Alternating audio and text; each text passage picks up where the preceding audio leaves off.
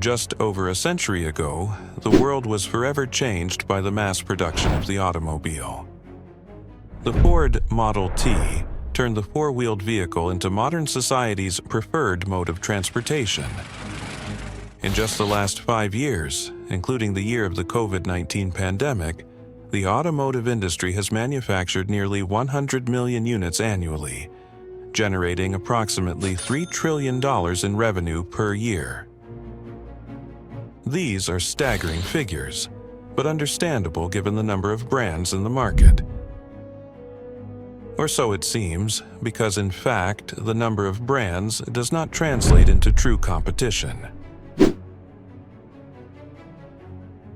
Surprisingly, more than 50% of those massive annual revenues fall into the hands of a select group of only 8 families.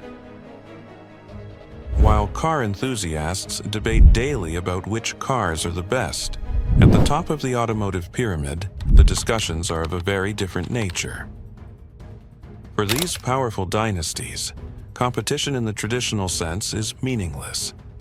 In fact, they own shares in rival companies, ensuring that no matter which brand consumer chooses, the profits always end up in the same hands. Who are they? How did they amass such economic power?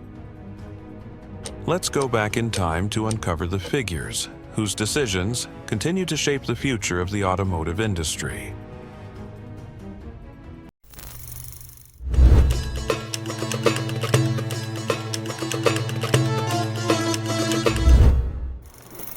The story of Porsche began in 1875 with the birth of one of Germany's greatest automotive engineers, Ferdinand Porsche. Despite his groundbreaking innovations at Daimler-Benz and Auto Union, now Mercedes-Benz and Audi, his work did not bring great financial wealth to his family. It wasn't until 1933 that the future of the Porsche family changed forever.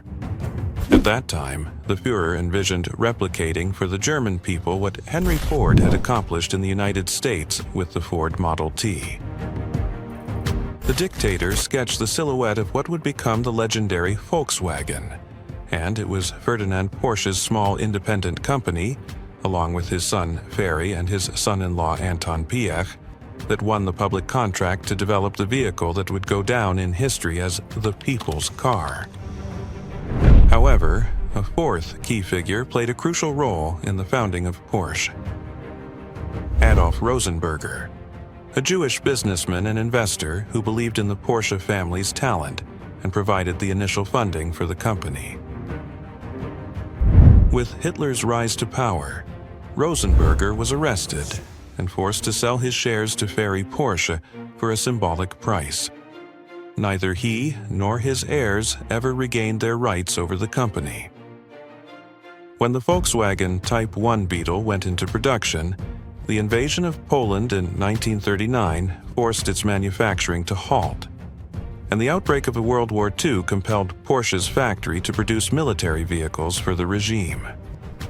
At the end of the war, Ferdinand and Ferry Porsche were accused of using forced labor and were imprisoned by French forces for 2 years.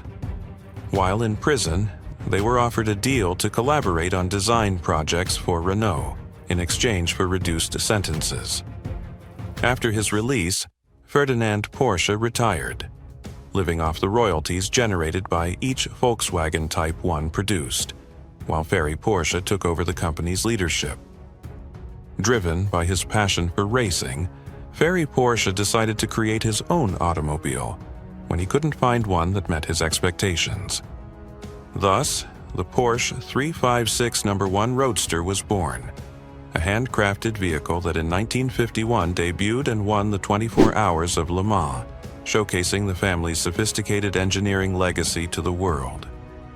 This milestone marked Porsche's rebirth, transforming it into a global manufacturer of high-performance luxury sports cars. As Ferry Porsche strengthened his brand, Ferdinand Piëch, Anton Piëch's son and Ferdinand Porsche's grandson, was beginning to forge his own path. Piëch played a key role in the development of Porsche's first supercars, but his major business breakthrough came when he took over Audi Auto Union shortly after it was acquired by Volkswagen.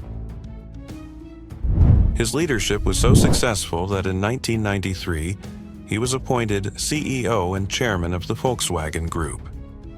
Under his command, the company reinforced its control over Seat, Škoda, and Audi, while expanding its empire by acquiring Lamborghini, Bentley, and Bugatti, as well as strategic brands like Ducati, MAN, and Scania.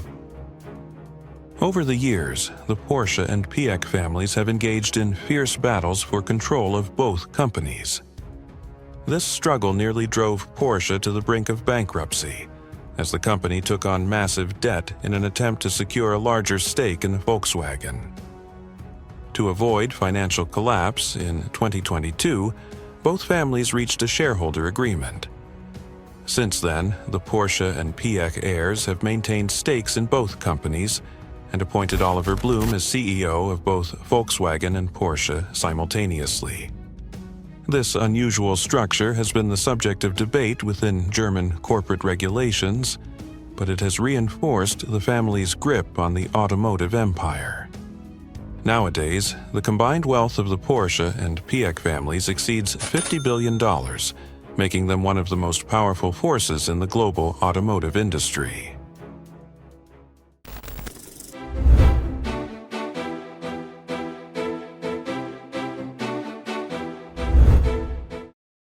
Hyundai Motor Group is the largest automobile manufacturer in South Korea and one of the global giants in the automotive industry, controlling Hyundai, Kia, and Genesis.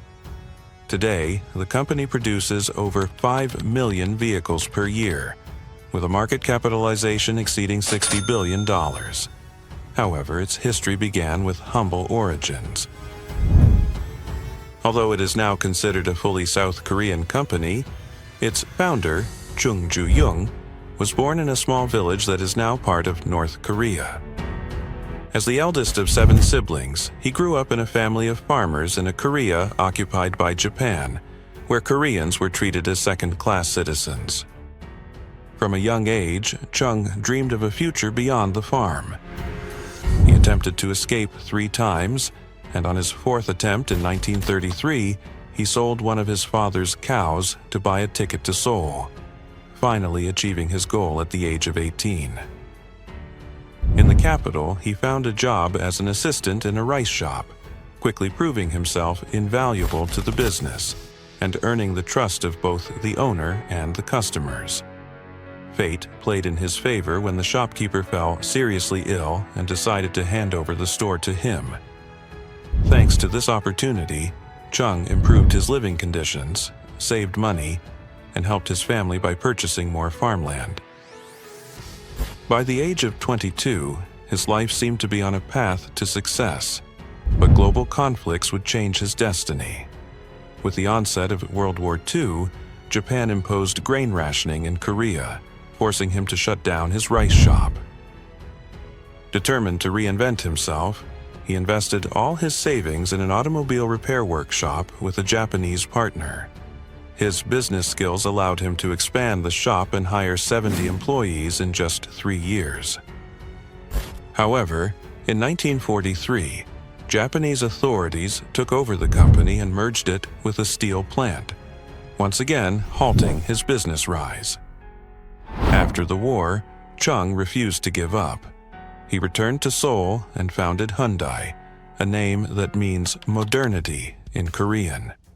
Initially, the company focused on construction and infrastructure, leveraging the experience he had gained after the Japanese takeover of his previous business.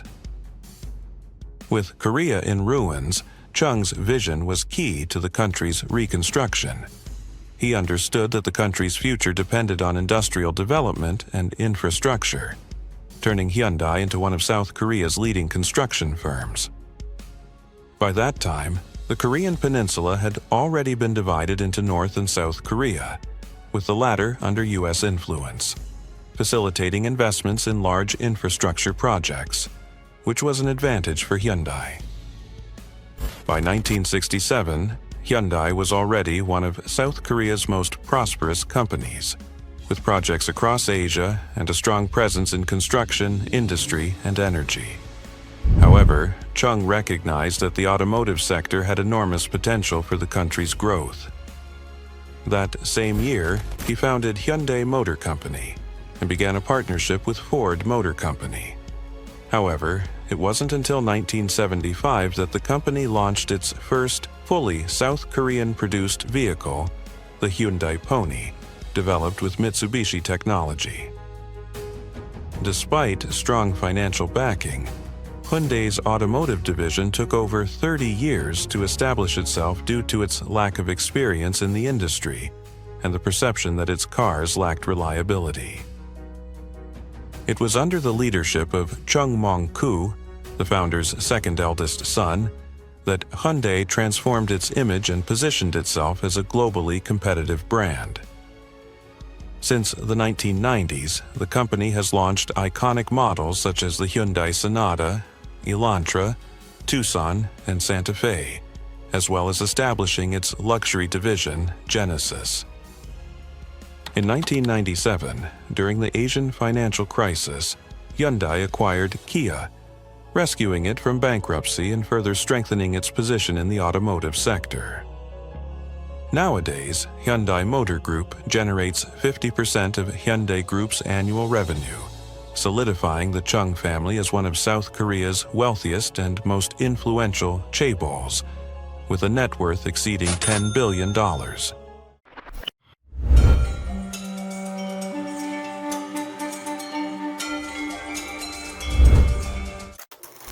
The Agnelli family is synonymous with Fiat, one of the oldest and most renowned automobile manufacturers in the world. Their lineage dates back to the 17th century in Turin, where they emerged as a prominent aristocratic bourgeois family. With the rise of the industrial era, the Agnellis took advantage of cultural changes and access to higher education to diversify into fields such as law, medicine, politics, and eventually, the emerging automotive industry of the 20th century. It was Giovanni Agnelli, driven by his entrepreneurial vision and admiration for Henry Ford, who founded the Fabbrica Italiana Automobili Torino, known as Fiat, in 1899, alongside a group of investors. Fiat's success came quickly, allowing the family to expand into other sectors such as media, with the newspaper La Stampa, naval fleets, travel agencies, insurance, energy, and even the Juventus Football Club, an enduring symbol of Turin's identity. Their influence on the local economy earned Giovanni the nickname the Uncrowned King, as his industrial empire became a fundamental pillar of the city. Fiat's growth was shaped by wartime conflicts. During World War I, the company supplied military equipment to the Italian army by the Agnellis decision. However, during Mussolini's fascist rule, the dictator attempted to turn Fiat into a symbol of his regime. Despite the pressure, Giovanni maintained some independence and even employed Jewish journalists expelled by the regime. During World War II, Fiat manufactured tanks and airplanes for Mussolini, but avoided collaboration with Hitler. In secret, the Agnellis financed the Italian resistance against fascism. With the fall of the regime and the rise of communism in Italy, Giovanni Agnelli was imprisoned under the slogan, "Workers to the factories, fascists to jails." However, his support for the resistance was soon revealed, leading to his release. Shortly after, he died of a heart attack in 1945. After the war, Fiat faced the threat of nationalization due to the growing influence of communist labor unions. It was Gianni Agnelli, heir to the family legacy, who used his political connections to secure the backing of the United States and the Marshall Plan, preventing expropriation and ensuring Fiat's reconstruction. Under his leadership, Fiat drove Italy's economic miracle with the launch of iconic models like the Fiat 500 and Fiat 600, which made automobile ownership accessible to the masses. This solidified Fiat's dominance in Europe, rivaling against Renault and Citroën. Known as l'avvocato, meaning the lawyer, Gianni had an extraordinary ability to network with influential figures, including Enzo Ferrari. Thanks to his vision, Fiat expanded its empire, acquiring legendary brands such as Alfa Romeo, Lancia, Maserati, and even securing a controlling stake in Ferrari. The Agnellis' accumulated economic power allowed them to expand even further. In 2009, they acquired a majority stake in Chrysler, rescuing the American automaker from bankruptcy and forming Fiat Chrysler Automobiles. In 2021, following the pandemic, the Agnellis orchestrated one of the largest mergers in automotive history, merging FCA with the French PSA Group to create Stellantis, the fourth largest car manufacturer in the world. Today, the Agnelli family's future rests in the hands of John Elkann, Gianni Agnelli's grandson, who assumed leadership after a series of inheritance disputes.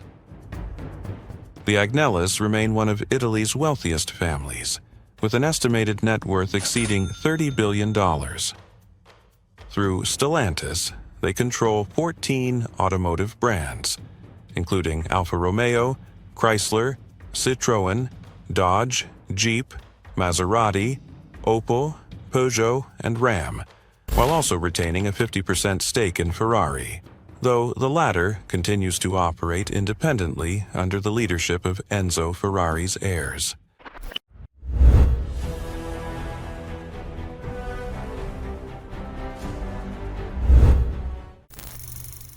The French brand Peugeot is one of the oldest automotive manufacturers in the world, with over 200 years of history. Much like the Agnelli family in Italy, the Peugeot family comes from an old bourgeois dynasty, established in Valentigney, a small French commune whose roots date back to the 15th century. Although their official entry into the automotive industry happened in 1896, when Armand Peugeot founded the Société des Automobiles Peugeot, the family's business history dates back to the early 19th century. At that time, the Peugeots operated an industrial mill, from which they ventured into the production of coffee grinders, steel products, springs, saws, and bicycles. In fact, to this day, Peugeot continues to manufacture household appliances, bicycles, and metal tools. In 1858, long before entering the automotive sector, the family registered the lion logo as a symbol of strength and durability for their products. The family's true wealth began to take shape with the vision of engineer Armand Peugeot and a series of key innovations. In 1889, Armand introduced a steam-powered tricycle, one of the first of its kind in France. However, noticing Germany's advancements in combustion engines, he launched Peugeot's first gasoline-powered car in 1890, equipped with a Daimler engine. A year later, in 1891, Peugeot manufactured the world's first mass-produced car, the Peugeot Type 3, with 64 units assembled. This success pushed Armand to separate the automotive division from the rest of the family business, and in 1896 he officially founded Automobile Peugeot. By the time Armand passed away in 1915, the company had established itself as a pioneer in the industry, introducing advancements such as the use of rubber tires and the design of affordable vehicles for the masses. After Armand's passing, his nephews continued expanding the company, as his only son had passed away years earlier. One of Peugeot's most significant milestones came in 1929 with the launch of the Peugeot 201, the first model to feature a three-digit name with a zero in the middle, a tradition that continues to this day. For SUVs, this numbering system was later adapted with two zeros in the middle. In 1934, Peugeot made history at the Paris Motor Show by unveiling the world's first retractable hardtop convertible, using the Peugeot Eclipse technology on the Peugeot 401. The brand became synonymous with constant innovation. Even during World War II, in 1941, Peugeot produced an electric vehicle, the Peugeot VLV, in response to fuel rationing. Although the concept was not widely accepted at the time, it was a visionary move, anticipating the electric car revolution decades ahead. The lion emblem, already a symbol of the brand's identity, did not appear on a Peugeot car until 1948, with the launch of the Peugeot 203. Since then, the logo has continually evolved, reflecting the company's forward-thinking spirit.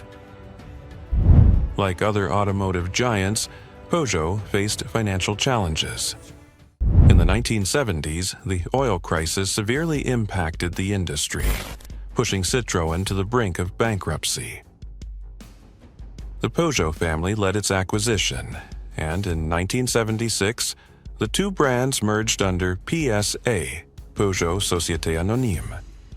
This move reduced production costs and allowed them to share technologies, strengthening both brands.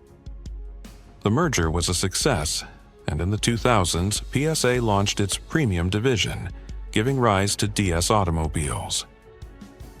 Finally, after the COVID-19 pandemic in 2020, PSA merged with Fiat Chrysler Automobiles, giving birth to Stellantis in 2021, now the fourth largest car manufacturer in the world. Although the Peugeot family is no longer the majority shareholder in Stellantis, they still hold a 7% stake, a significant share within the conglomerate. With their various business ventures combined, the Peugeot family has an estimated net worth of $7.5 billion, making them one of the wealthiest and most influential families in France.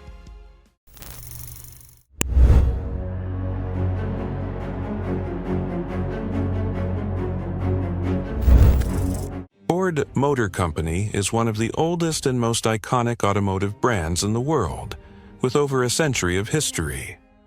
Much like the Agnellis in Italy or the Peugeots in France, the Ford family has built one of the most influential industrial dynasties in U.S. history. The family officially entered the automotive industry in 1903, but their entrepreneurial journey began in the late 19th century, when Henry Ford started experimenting with engines and vehicles. Back then, Ford was working as chief engineer at the Edison Illuminating Company, but in his free time he was developing his own automobile prototypes. In 1896, he introduced his first experimental vehicle, the quadricycle, a four-wheeled, gasoline-powered automobile. Although Ford Motor Company was not officially established until 1903, Henry Ford already had a clear vision: to make a four-wheeled vehicle affordable for the masses.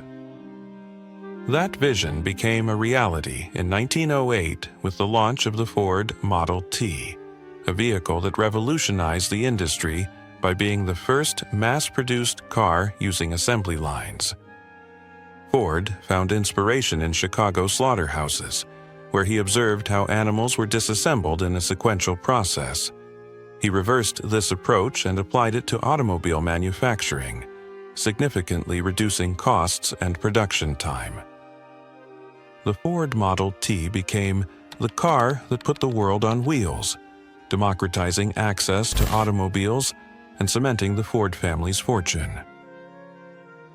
Beyond his impact on the industry, Henry Ford revolutionized the labor world by introducing a minimum wage of $5 per day in 1914, double the industry average at the time. This improved working conditions and reduced employee turnover, setting a precedent in the manufacturing industry.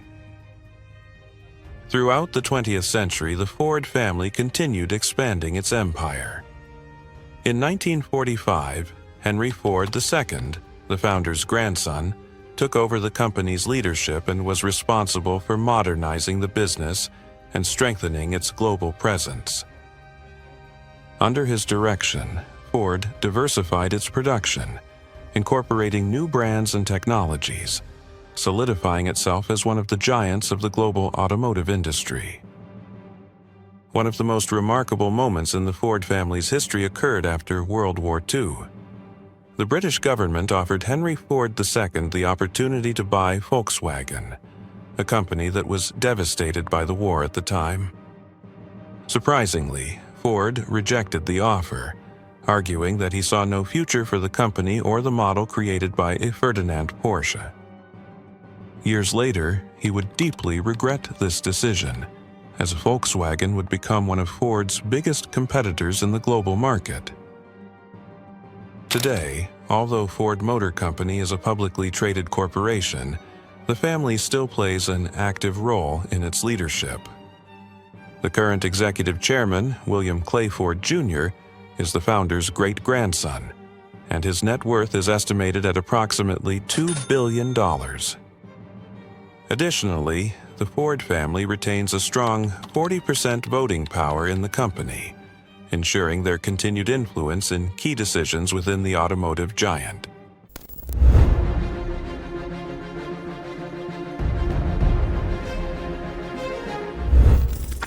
Talking about the automotive industry is impossible without mentioning Japanese technology and its global impact. At the heart of this story is the Toyota family, responsible for creating Toyota, one of the largest and most respected automobile manufacturers in the world. Although their official entry into the automotive sector happened in 1937, when Kiichiro Toyoda founded Toyota Motor Corporation, the family's business legacy began decades earlier. The Toyota empire dates back to 1926, when Sakichi Toyoda, Kiichiro's father, founded Toyota Automatic Loom Works, a company dedicated to automatic looms that revolutionized the textile industry. Thanks to his innovations, the Toyota family was already prosperous, but their true success came with Kiichiro's vision. He decided to diversify the family business into the emerging automotive industry. Inspired by American advancements, particularly Henry Ford's mass production methods, Kiichiro saw the potential of automobiles in Japan. In 1936, the company introduced its first prototype, the Toyota AA, and the next year, in 1937, Toyota Motor Corporation was officially founded, separating from the textile company to focus exclusively on automobile manufacturing, despite opposition from the parent company's leadership. From the beginning, Toyota stood out for its focus on efficiency and quality.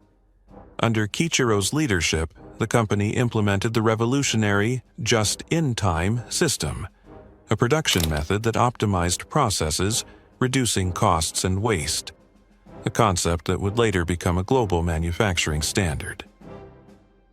Toyota's influence in Japan is undeniable, especially in the city that bears its name, Toyota City, where the company serves as the main economic driver. Despite its rapid growth, Toyota faced difficult times, particularly during World War II. During this period, the company produced military vehicles for the Japanese Army, placing it under government supervision and control. After the war, Japan was left devastated, and Toyota faced a severe financial crisis due to the destruction of its infrastructure and the U.S. occupation.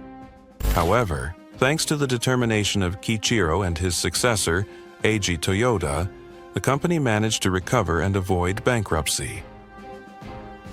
In the following decades, Toyota established itself as a global leader in the automotive industry.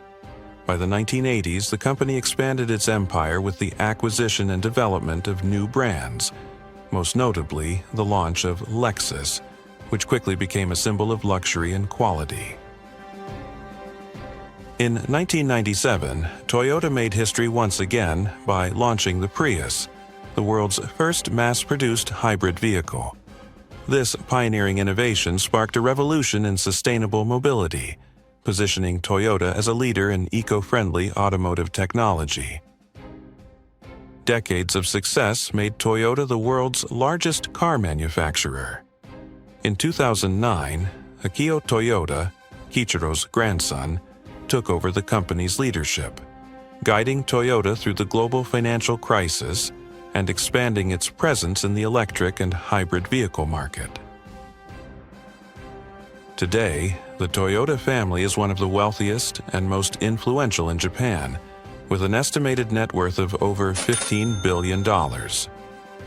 Additionally, the family holds significant stakes in other Japanese brands, such as Mazda Motor Corporation, Subaru Corporation, and Isuzu Motors, ensuring their continued influence over the future of global mobility.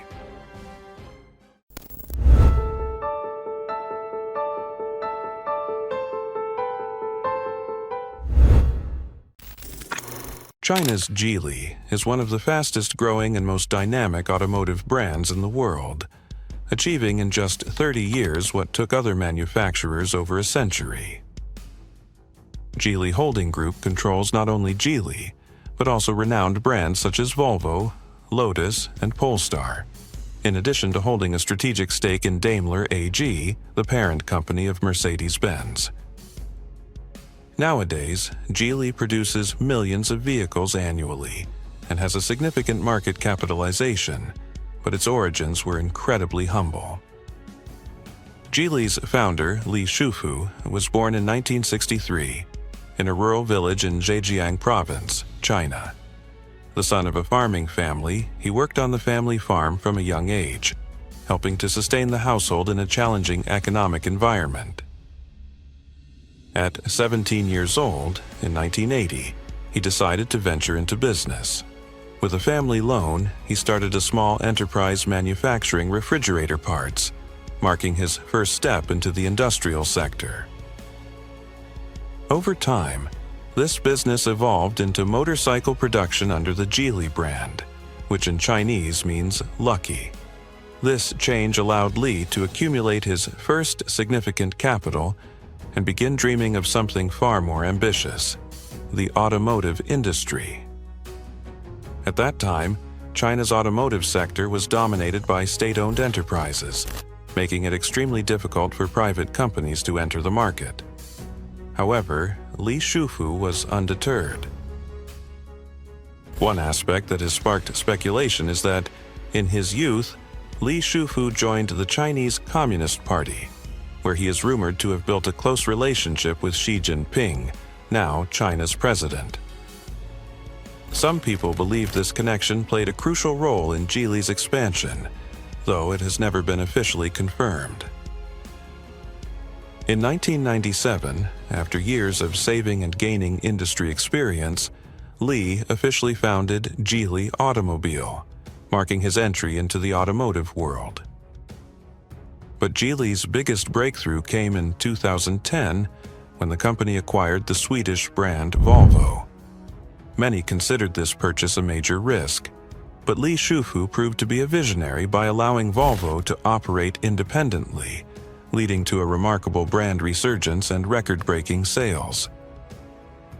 Encouraged by this success, Geely continued its international expansion by acquiring iconic brands such as Lotus and Polestar, two iconic names in performance and electric mobility.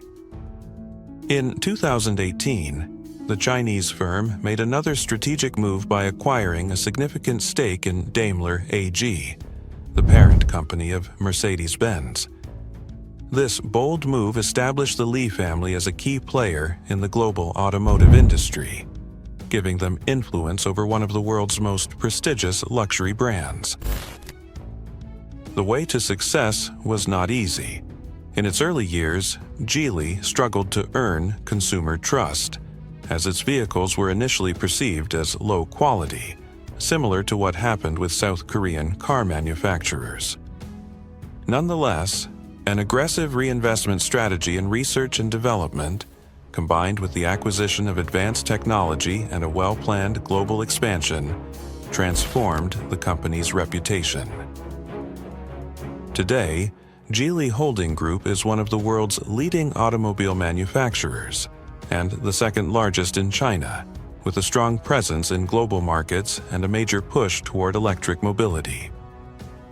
Nicknamed the Henry Ford of China, Li Shufu has led Geely toward innovation in electric vehicles and sustainable mobility technologies, positioning the company as a leader in the transition to the future of the automotive industry. This meteoric rise has made the Li family one of the most influential in China, with a net worth exceeding $30 billion.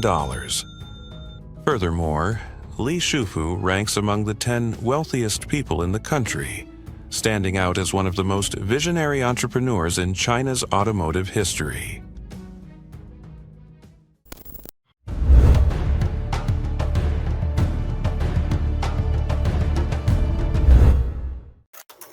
The history of BMW began in 1916 with the founding of Bayerische Motorenwerke, a company originally focused on manufacturing aircraft engines. However, the family that would turn BMW into a global symbol of luxury and high performance was not involved from the start. The Quandt dynasty, whose fate became intertwined with BMW, has roots dating back to the 19th century when they built a fortune in the textile industry and battery manufacturing.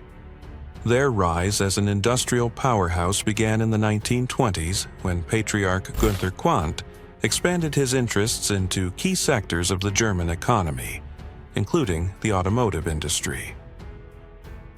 The true turning point in the history of BMW and the Quandt family came in 1959 when the company was on the brink of bankruptcy. In a critical moment, Herbert Quandt, Günther's son, made a bold and risky decision. He increased the family's stake in BMW and prevented it from being absorbed by Daimler-Benz. This move, which involved a significant portion of the Quandt's assets, not only saved BMW from collapse, but also marked the beginning of a new era for the company, solidifying its status as a leading manufacturer of luxury and high-performance automobiles. Under Herbert's leadership, BMW launched iconic models such as the BMW 1500 in the 1960s, followed by the legendary 3, 5, and 7 series, which cemented the brand's global reputation. Herbert Quandt not only rescued and modernized BMW but also ensured that the family retained control of the company, a legacy that endures to this day.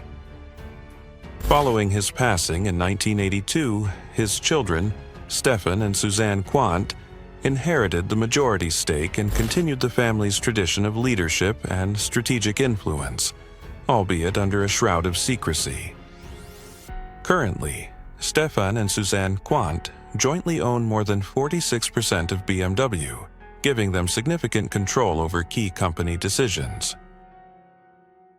Although BMW remains the crown jewel of the Quandt family, their investments span multiple sectors, including pharmaceuticals, technology, and energy.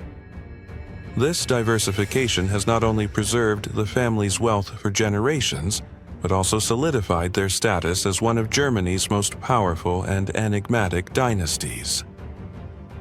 Like many other industrial dynasties, the Quandt family has faced controversy.